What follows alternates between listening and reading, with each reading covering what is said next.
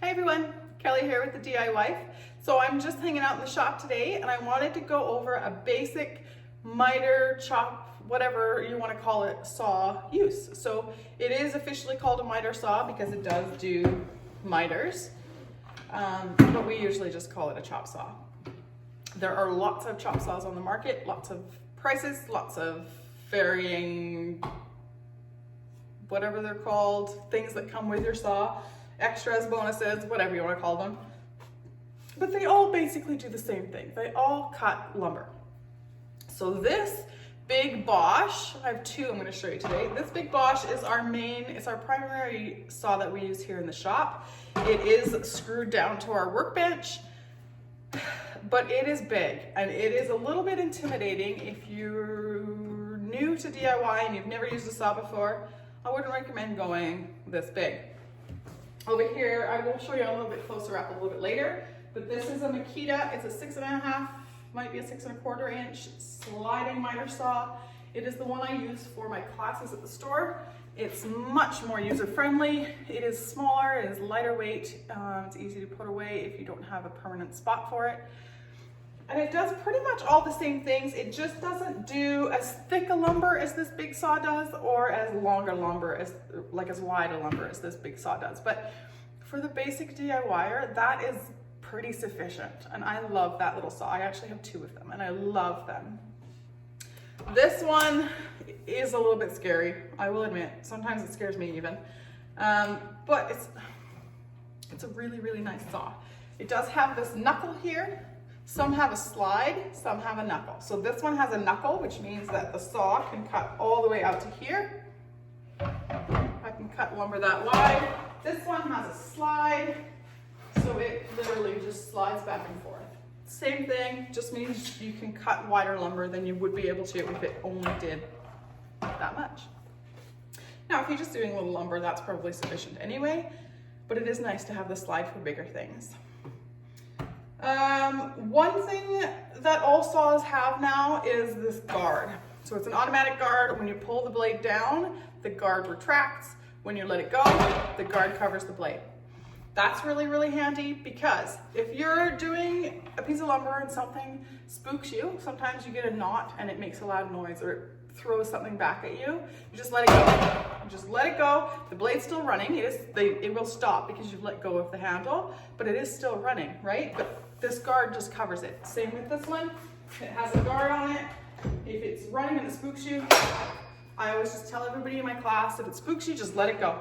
Let it go and put your hands out of the way and it'll stop and the guard covers, so you're totally safe. This part of the saw, there's one on every saw, is called a fence.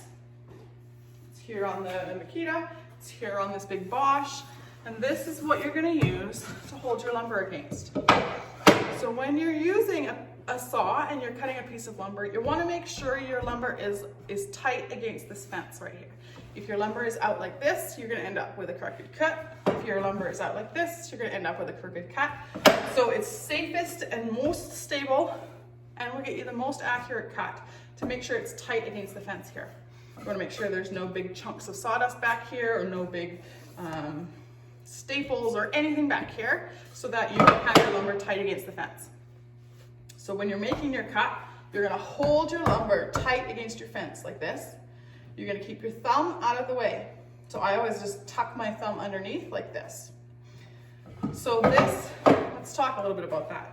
This area on the saw is usually colored. It's red on the Bosch, it is blue on the Makita, but this zone right here is where you want to keep your fingers and thumb out of. This is the area where it's dangerous to have anything in here. So no fingers, no thumbs, no arms, no anything that you don't want cut in this area.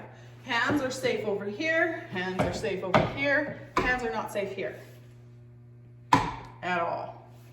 One other big important safety thing to note when you're in the shop and you're working with a saw, no dangling jewelry, no dangling strings from a hoodie, no long hair in your face, no jewelry. I am wearing a watch.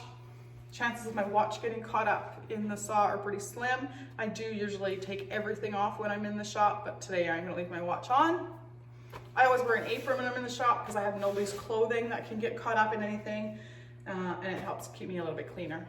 Not usually, I'm usually filthy, but it helps. So no dangly bits, get your hair out of your face, no strings on your hoodies, get them out of there, get your necklaces off or tuck them down deep inside where they can't come out again, because they'll get caught up in that saw and they will do some serious damage. No rings. I do have a set of, they got dirty, of silicone rings that I wear in the shop lots, but I do often still take them off and just put them in my pocket, and then I know I'm safe. No rings, no jewelry, no bracelets, no necklaces, nothing. Watch is okay because it's tight on your wrist as long as there's no hanging downy part. That was a technical term.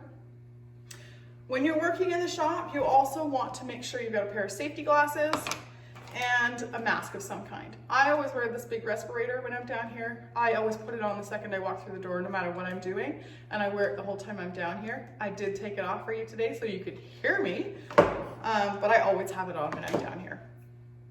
I always have this red mask line on my face, but it's a small price to pay to be safe. Some lumber, when you cut it, the sawdust can be toxic. And even pine is not really a toxic wood, but it just aggravates my lungs so badly. So I always wear a mask for everything I'm doing down here in the shop, always. The disposable masks are fine. We have a box of those. That's usually what Rex wears when he's down here, but I always wear this big respirator because I spend a lot of time down here. So this is like my 5th day down here this week. I spend a lot of time in the shop. So it's very important that I wear a respirator. Back to the saw. What else do I need to go over? I think I've been over most of the basics. I'll touch on miters in a little bit, but let's just go over how to use the saw. Most of the saws have a 2 trigger system. So this one is you pull the thumb and then you pull the trigger. This one, you push the little thumb button and then you pull the trigger. Most of them have a 2-step system to start the saw. Just an extra safety feature that they have. So what we're gonna do now is I'm gonna make a mark on my board. I'm gonna show you how I cut that board. So I'm gonna go through and do a basic tape measure video for you on how to use a tape measure, because some people don't. I mean, some people have never done any of it, so that's just fine. I'm happy to do one. So what we've done here, I'm gonna cut this board at 10.5 inches. I have made my mark at 10.5 inches. So this is my measured piece. It's 10.5 inches to this line. And then I do this little triangle. So I do this little triangle because I know that this is 10.5 inches to this line. That means I need my saw blade to be on this side of the line. If I cut this piece of wood with my saw blade on this side of the line, like that, this piece will be too short. So I always put that little mark here so that I know which side I need my saw blade to be on. Now some people, I did an X here as well. Rex always does an X. Some people do an X, just some mark so you know which side you want your blade to be on. So now I have that marked. I'm gonna line it up. I'm gonna make sure it's tight against the fence. Let me just put this stuff on. Well, I'll put that stuff on in a second. I'll put it on before I make my cut, I promise. So what we're gonna do is we're gonna line it up with the mark. When you're lining up your saw blade, note my thumb's not touching this button, my fingers aren't touching this one. I always do this open palmed on the top of the handle like this. There's no chance I'm accidentally gonna turn the saw on before I'm ready. So I always just use my hand like this. Then I know my blade's not going anywhere. I can line it up how I want to. So that's what I'm gonna do. So we're gonna line your blade up. I made my mark at the back so it's hard to see. But you're gonna line up the edge of your teeth. So the teeth have a little bleb on them, you can see. You just need to line up the edge of that little sticky outy bleb with your line. Make sure your blade is on the right side of your line. It's on the side where the mark is. And then you're gonna let it go again. When your wood is where you want it to be, then you're gonna get ready to cut. So I'm gonna put my mask on, I'm gonna put my glasses on. I'm gonna hold my lumber tight against the fence, like this. This little thumb of mine, I always put 4 fingers holding it tight, and then I tuck my thumb underneath. So my thumb is back here. Well, it's hard to tell. This is where my thumb is. I always tuck it under. I gotta line up again. So not touching any of the buttons because I don't want to prematurely start the blade. Okay, I'm holding it flat against the fence. Thumb is tucked underneath. It's tight, it's flat, it's flush. I'm gonna put my safety gear on, and then I'm gonna get ready to cut. If you're left-handed, it makes things more awkward. I'm left-handed all the time, but I can operate a saw with both. What I never, ever, ever wanna see from any of you is this cross arm business. Don't do it, you're gonna cut your dang arm off. So if you can't hold it this way, move your board to this side, line it up, and hold it, do it this way. Most saws you can operate with either hand. There's a fence on both sides for that same reason. They're meant to be used with either hand. So I'm lined up, I'm gonna hold it flush, I'm gonna push my button, I'm gonna pull the trigger, and you want to get your blades started and at full running speed before you touch your lumber. If your blade is down here and you start it, it will kick it up because it cannot start from that position. So you want to start it, have it running at full speed, and then down into your wood, and then back up, and then let it go. Okay? So I'm going to put my safety gear on. It's very attractive.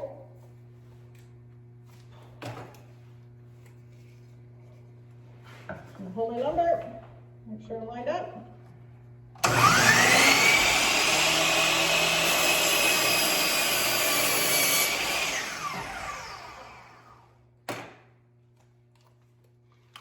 So that's how we do that. Line it up, make sure we're where we want to be, pull it back up, start it all the way down, all the way up. If you're only doing a narrow piece of lumber like this, you don't need to come out here. You can just go down and back up. If you are doing a wide piece of lumber, I don't have one to show you. But if you are doing a wide piece of lumber, you want to start your blade, pull it out, down, and back. I don't want to see you with a running blade down here pulling it towards yourself. So I always pull all the way out, and then down, and then back. Okay? Pretty basic, pretty simple. I'll show you one more time because I have to cut another piece. Anyway, so we're going to measure at 10.5 inches. 2.5. I'm going to draw my little triangle.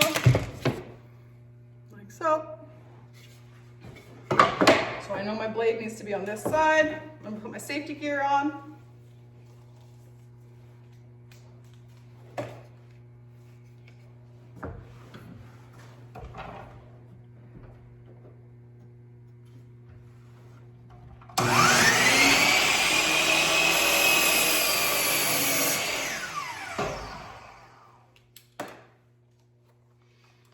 I know the saw is intimidating when you first start using it, but it's really nothing to be scared of. If you keep your hands out of the way of this splash zone and you're holding your lumber tight, you're okay. Just give it a try. I know it's scary, but just try it. Just try it one time. I promise you, you'll be hooked. One other thing I should mention, I don't ever want to see anybody operating a saw with gloves on. I had a couple people arrive at my classes with gloves because we're handling lumber and that seems like the thing that you should do, but I never ever want to see you operating a tool with a glove on. It gets wrapped up in the saw blade and you will lose your hand. Not okay. All right, the other thing I just want to touch on, if you're cutting a piece of lumber like this one, and it's got this knot, let's say your spot where you needed to cut was right through that knot. Pine in particular is really bad for this. If you put your saw down and you're cutting right here, it's gonna throw that knot at you. It's okay, I mean it hurts, but you got safety glasses on so your eyes are safe, but just be prepared. It'll make a loud like popping noise and it'll throw it at you. So you can cut through them, but just be prepared for that. And if you're really, really jumpy and you're worried that you're gonna do something crazy, just pick a different board and don't cut through that spot. It hurts. Table saw also throws them at you. So you gotta be prepared sometimes when you're working in the shop. That's it for basic saw use. I will probably do another video on miter and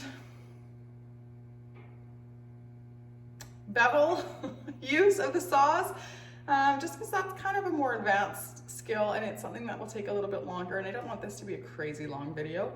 So let's just end it there. I'm gonna take you down and show you a little bit closer on the Mitre saw. Recommendation, if you're looking for a saw, you wanna, like, honestly, don't be afraid to ask for tools for Christmas. I love tools, and you can never ever have enough tools. And it really is some sort of satisfying to own your own tools. I have my own giant toolbox in the garage. We have our own, his and hers, usually because I'm really bad at putting things away and he doesn't like that. So he has his tools, they're all neat, they're all organized, they're all tidy. I have my tools, they're not. And so we don't touch each other's tools, we just each have our own set and we do our own thing, and it is what it is. Take your toy, happy marriage, his and her toolboxes. I'm telling you, I could write a book. Okay, I'm gonna take you down off the tripod and take you over and just show you a couple of the features of the little Mitre saw. Hope you enjoyed this video. All right, so this little Mitre is, I'm gonna try and get to the other side here, is just a little 6 1/4 inch. So that's the big Bosch, and this is the little Mitre. So it's lightweight, it's easy to use. It's against the fence, so I can't reel it there. It's got a slide instead of the knuckle, so it slides back and forth if you have a bigger piece of lumber. And you'll see it's got a laser. So if you're gonna cut a piece of wood, you just mark where you need your line to be. Line your line up with the laser. Now you'll have to check with your saw. If it has a laser, the blade will cut obviously on one side or the other side of the laser. So you need to figure out what that is before you line it up. I know that this Mitre cuts on the left side of the laser. So the blade will be on this side of the line. So I line my laser up with this is my measured piece, okay? You need to just figure that out on your saws. They're all different, so I can't tell you which is which, and you can move them and it's a whole thing. But just figure out which side your blade cuts on your laser and then line it up accordingly. I need to actually label my saws for classes because people keep forgetting which side it is. So I'm just gonna write a little sticky label and stick it on my fence. But it's the same, it's got the same fence. This is the deadly splash zone. It's got the same guard, same 2-button process. This one has a brake, so the second you let go, it's really quick to stop. It has the same slide, same up and down. It's the same, they're the same basic principles in all miter saws. This Mitre is just a much smaller, easier to handle option. So that's the Mitre. I don't think it's got any other special features other than this brilliant laser line, which has saved a lot of my girls in classes. They love it. One other thing, all saws have a button to lock them. Like if you're transporting them, you want to lock the blade down like this. And then I always pull it all the way out. There's always some sort of button or knob so that it doesn't move because I transport mine a lot. So this is the safest position in which to transport them. Blade is down and it is locked. And the slide I pull all the way forward and I lock it too, just so that's not sticking out so far in the back. The Bosch has it too. All saws have the ability to lock the blade down and to there to stop the knuckle or the slide from moving. That's safest for transport. Some people store them that way. So if you get to your husband's saw and you're gonna operate it while he's at work, if it's locked down like that, just have a look. Buttons are always in different spots, so I can't really show you one or the other. This one's the same. It's got like this lock here. Sorry, it's got this lock here for the knuckle, and then I think it's on this side. It is, to lock the blade down. So just play around. Play around while it's unplugged, so you don't have to worry about accidentally turning it on, but that's how you lock them. Okay, I'm gonna call it at this video, and I will do a more advanced one on bevels and miters.